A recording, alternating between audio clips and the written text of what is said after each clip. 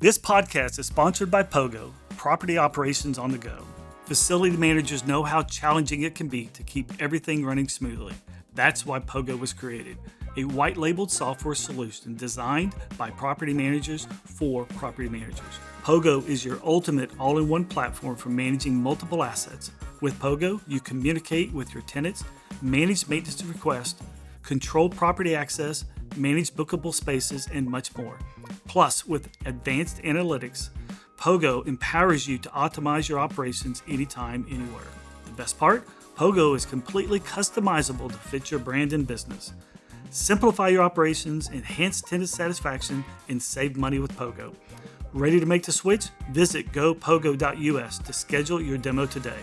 Pogo, one system, multiple solutions at your fingertips. Hello, everyone. Mark Befford here, bringing you relevant discussions with leaders within the commercial real estate industry. Today, we've got Greg Meacham. Greg, you're just now going to get into the commercial real estate business, but Greg and I have been friends, lived across the street from each other. I've always admired you, Greg, because you've always worked for these big, large corporations and owned by a UK company at one point and stuff like that. So I feel honored that I'm able to be your business partner. Recently, we acquired the same way. Yeah, so we acquired together the first maintenance company along with Rob Lewis, who actually owned the company, still maintains an interest within the company.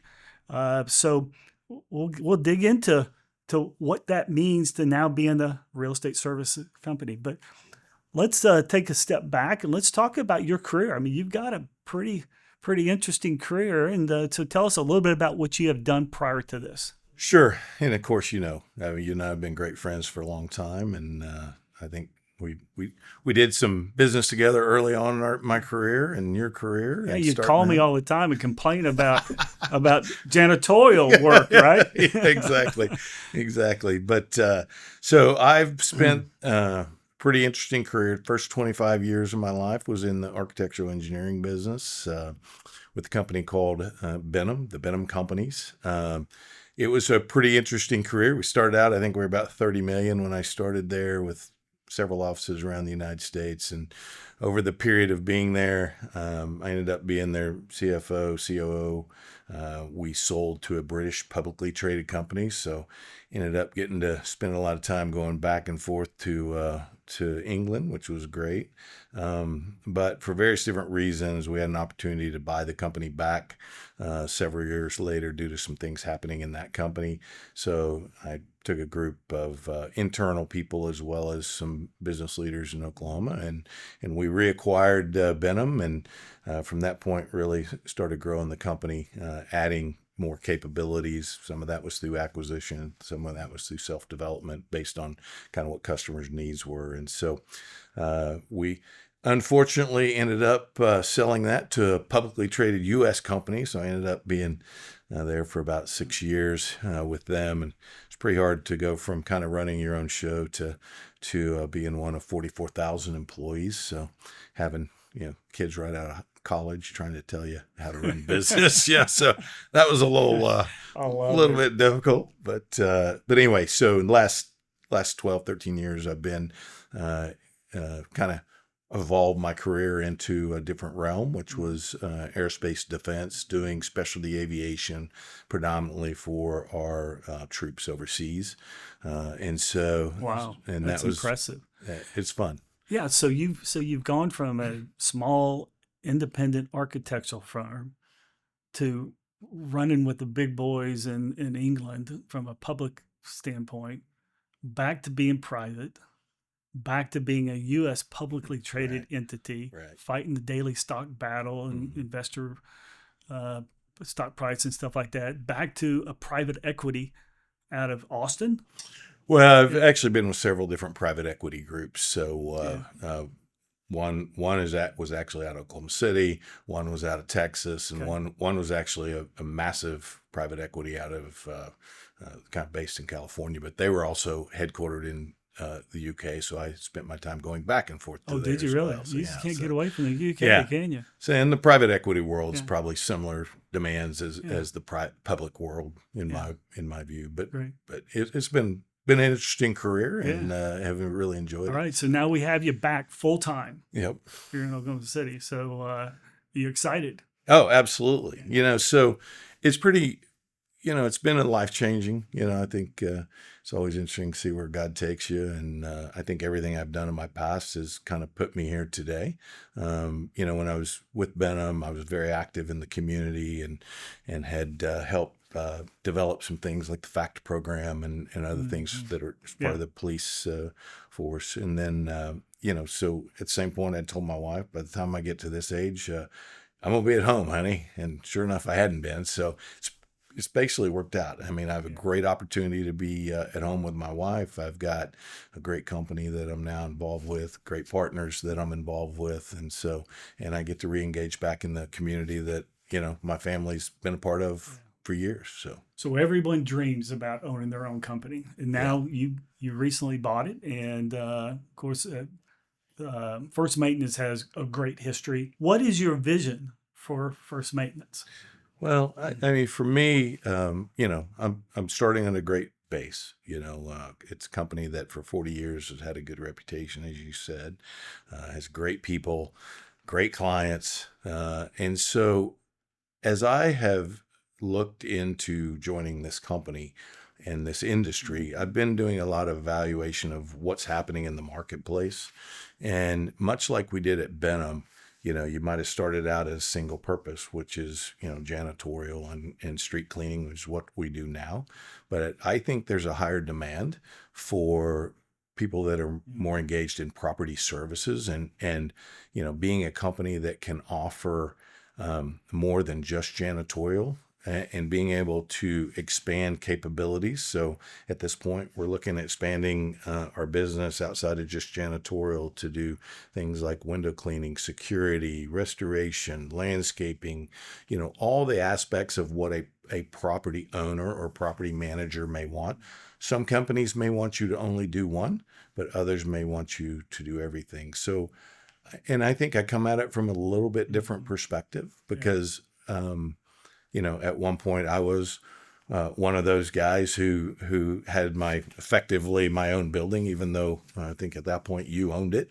But I kind of know what we need and want, and so I think that's the vision for me is to continue to honor the business that Rob and his brother Chris created, but at the same point expand it and be a more full service supplier to customers. Yeah. So you've been kind of in the real estate business because architectural and construction is there, and you've been a tenant. Mm-hmm. So you kind of know what it feels like to be the recipient of those services being provided.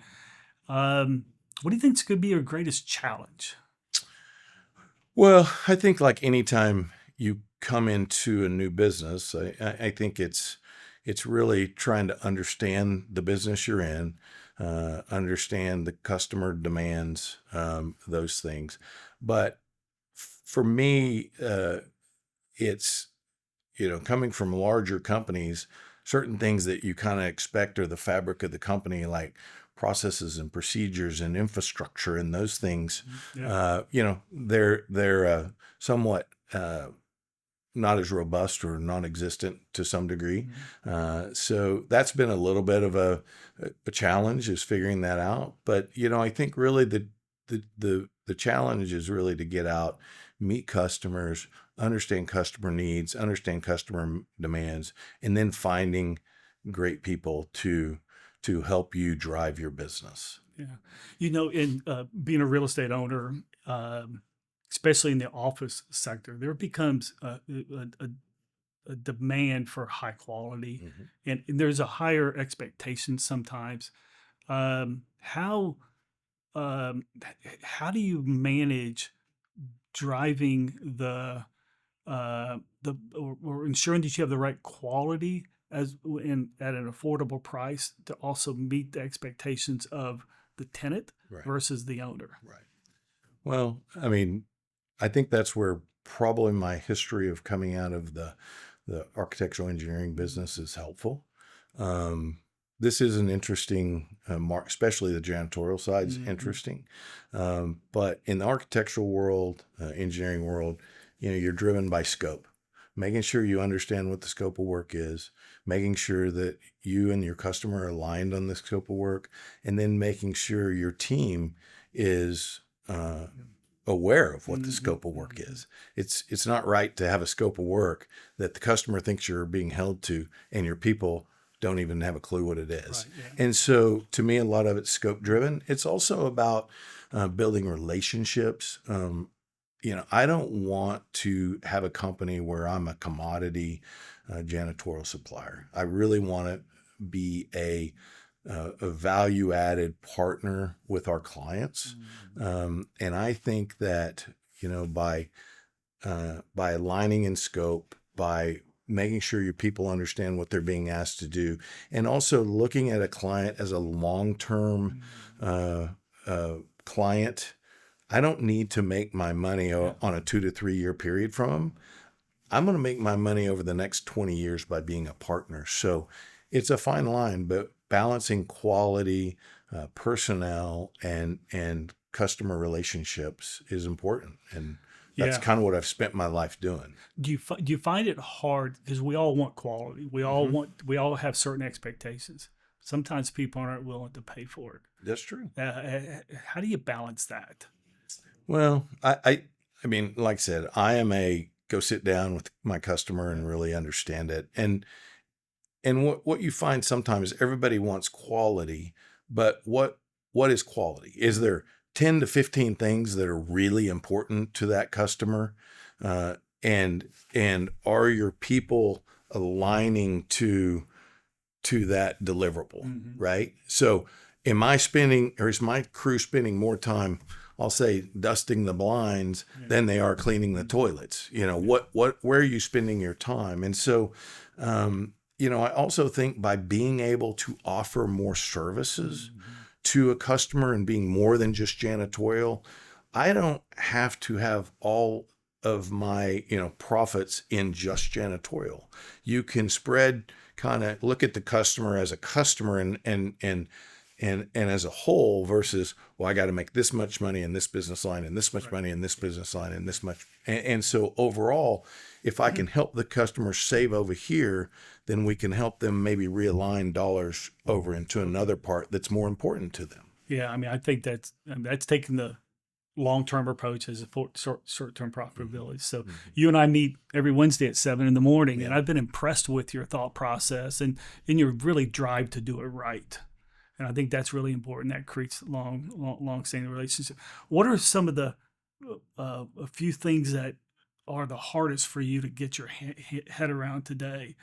Because you and I are talking about new standards that we want to have to ensure that we're delivering the highest quality. Right. And sometimes with that highest quality, it comes at a price. Right. And I will be the first to admit that in the old days, we used to go out and get bids. And we would just take the lowest price. Not really, and sometimes we would sacrifice that quality to get the lowest price. I don't think you can do that in today's world because those expectations and the client ultimately want. So what are some of your challenges in navigating that world? Well, it is. You have to realize that every owner is unique. And so every owner has their own unique desires.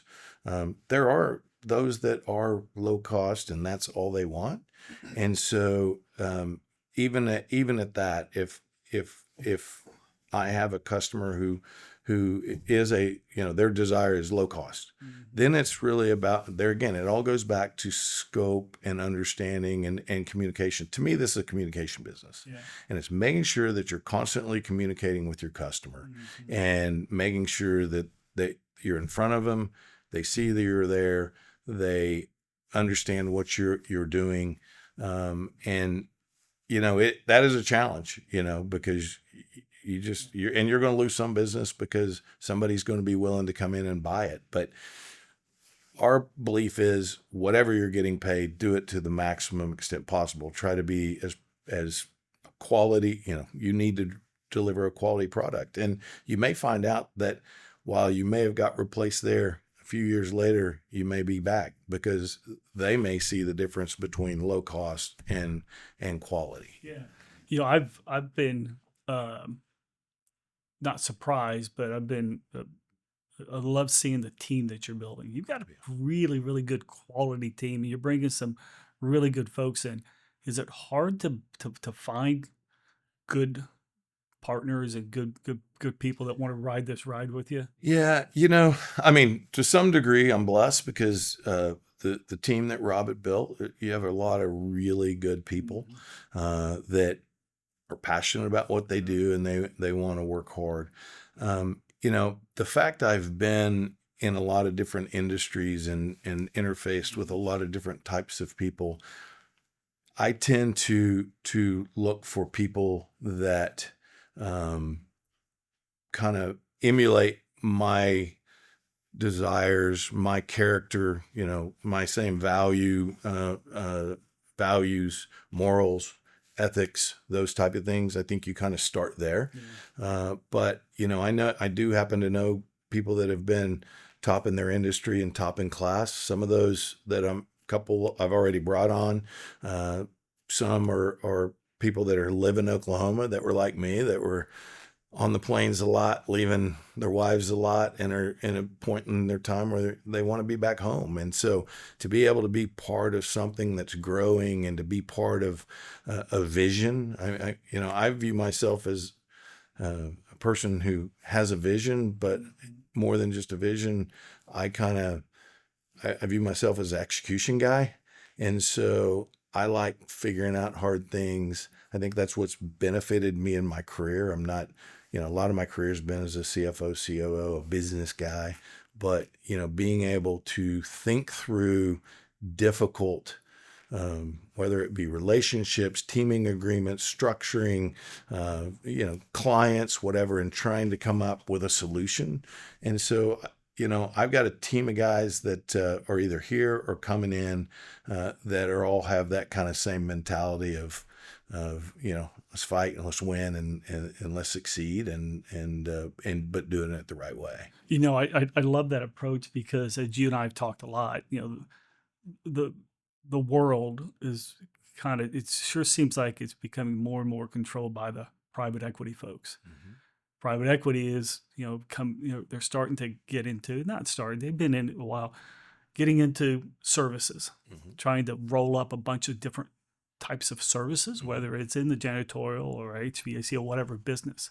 And your approach, I think, is really be really refreshing because it's more about the relationship and building something with a client together and providing the services in the right manner. Right. Let's talk a little bit about outside of Oklahoma City. Do you have any aspirations to cross the state lines? Sure. I mean, when I was doing my kind of research on this, when Rob came to me and brought this idea to me, which, honestly had never crossed my mind until he did. And he had been looking at selling his business. He had talked to a couple of private equity guys. He'd been down the road and he ended up kind of backing up on that because honestly, he didn't feel it was the right thing for his people. And so as he brought this to me, I started really researching, well, what's going on in this industry? And as you start looking at the private equity world and the janitorial and real estate services, you see the East Coast and West Coast are very heavily being rolled up.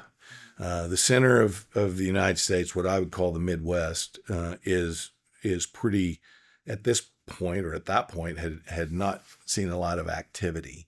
And so as I really start looking at what we are and what we want to be, and the culture that we have, I think the Midwest is really where we want to focus. I think, whether it be Oklahoma, Arkansas, Northern Texas, Kansas, Missouri, Indiana. I mean, kind of that, what we would call core Midwest, I think are all places that we ultimately want to go. If a customer takes us somewhere else or wants us to go somewhere else, we'll go. I mean, that's what we've always done. And it's a matter of asset protection, I think, for us. I mean, in a lot of cases, this is a commodity business, but I view the things our people do every day, whether it be janitorial, landscaping, uh, they're essential to a building, and they're essential to a building's success. And so our ability to harness that, to reward and recognize our people, while at the same point offering, I'll call it a different level of service and quality, I think is really going to be a differentiator for us as we grow. Are you finding it hard to break the relationship gap with some clients that you want to take over? Because it's a relationship business, and you want to go get more business. Sure. And how does that sales cycle look? And how do you convince somebody, look, we can do it better, more cost effective, or give you better service? It's been hard. It is, but I think what happens is, and I've learned this. Like I said, I was in the architectural engineering business for a long time, so a lot of people look at that business and unless you're some specialty architect, right? Then they look at it as somewhat of a commodity as well. So it becomes a relation business, and so what I want to do, and what we're trying to do with our team is, don't be afraid to go talk to that customer just because they have somebody else providing that service. Let's go talk to them. Let's build a relationship. I had a meeting a few weeks ago with somebody that you would know, and she was very direct. I've got somebody I use and somebody I like, and I'm like, that's great. But I learned through the business is, I'm going to continue to call on you. I want to continue to build a relationship with you, because someday, if I can't be number one, I always want to be number two, because you may have another need, or something may happen to that company, or they may stop providing the quality of service. And so I'm just, I think that's how you have to do it. Sure, you're not going to go into every customer and go, hey, here I am. I'm Greg Meacham. Give me your work. They're going to go, I don't know who you are and I don't care, right? I like these guys over here. So what's your goal long term? So it's going to take a couple, 3 years to really build that base. And I mean, it's got a great base, don't get me wrong, right, but build on that base and create the additional verticals. 5 years from now, where do you see yourself? Yeah. So, I mean, it's almost crazy when you think of the potential, but I do have a good base to start from, which is good. But I see us, well, first of all, we've already started enhancing our landscape team and looking towards next season. We didn't get in here and I didn't acquire this soon enough for this season, but we're already starting to look at what that team looks like, what sort of equipment they need, what sort of personnel they need to scale. We think that's a big part of what we want to do. We're in the middle right now of we're getting our cleat license. We have one of the top guys in the United States that's going to be coming in to help us run that business. So that probably won't be, October, November, December. We're going to be able to start offering that service. I mean, that business alone could be as big as First Maintenance is now. And that has widespread. I mean, that may possibly even go out of that Midwest region, just based on kind of what he's done in his past.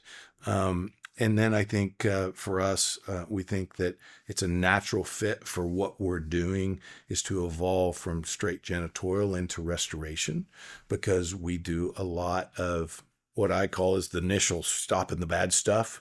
And so all three of those are verticals that we're kind of focused on today. There's a lot of having your head on, down, trying to get it sorted out today. But I think give it 3 or 4 months when I have time to kind of lift my head and we start looking at new markets and moving. We'll build out a sales team here at some point. But honestly, I mean, it's almost unfathomable of what this business can be 5 years from now, in my opinion. It could be easily 5 times, if not more, 10 times the size it is today. But there again, it's all about finding the right people and being willing to take a person that may not have been a direct fit, right? Yeah. And as you know, I've brought in a guy that's been with me in the last 10 years that is one of the most hardest working guys, that was a Marine, but he has a focus towards people and quality and what we're trying to do. And so he's going to be helping me run, part of this business. And people think, well, he didn't do that in this past. Yeah, but he has all the characteristics of what I want. What you want. So the goal is to build this company, provide best in class service, but it's not to build the company and sell it. Absolutely not. Okay. And I think that's something, that's something that's really important is you've got to be aligned with your partners. Mm-hmm. And, I think I've done this, I've bought companies, sold companies, done all that. This is for me is hopefully a buy and hold and be a generational business for my family.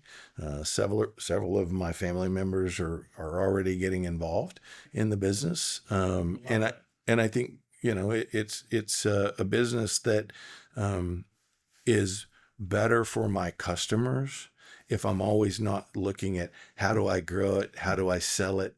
We're going to grow because of our quality. We're not going to grow just to grow. We're not going to be profitable just to say we have some bottom line number we have to hit. Profits follow being a good customer service, being able to offer a solution to your customers, and being able to be a differentiated product. And that's what we really are trying to do. And so, yeah, this is not a buy and flip here in 3 to 5 years. I'm too old for that. No, I'm with you.